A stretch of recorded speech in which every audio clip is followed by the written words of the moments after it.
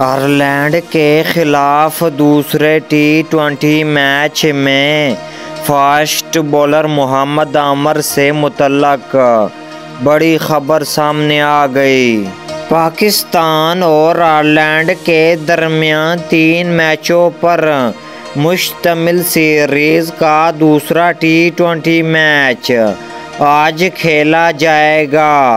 कौमी टीम जीत की सूरत में सीरीज़ बराबर कर सकती है, जबकि शिकस्त ग्रीन शर्ट को सीरीज़ हरवा सकती है।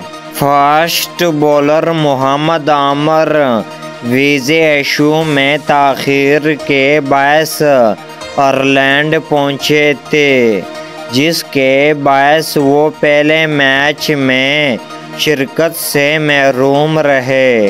ताहम आज होने वाले आम मुकाबले में इनकी प्लेइंग 11 में शमूलियत का इम्कान है।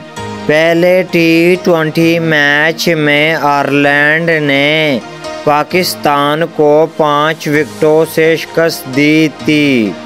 सीरीज़ में आयरलैंड टीम को 1-0 की बरतरी हासिल है। वाज़ेह रहे कि टी20 वर्ल्ड कप की तैयारियों के सिलसिले में पाकिस्तान टीम दौरा आयरलैंड और इंग्लैंड में कुल 7 टी20 मैच खेलेगी।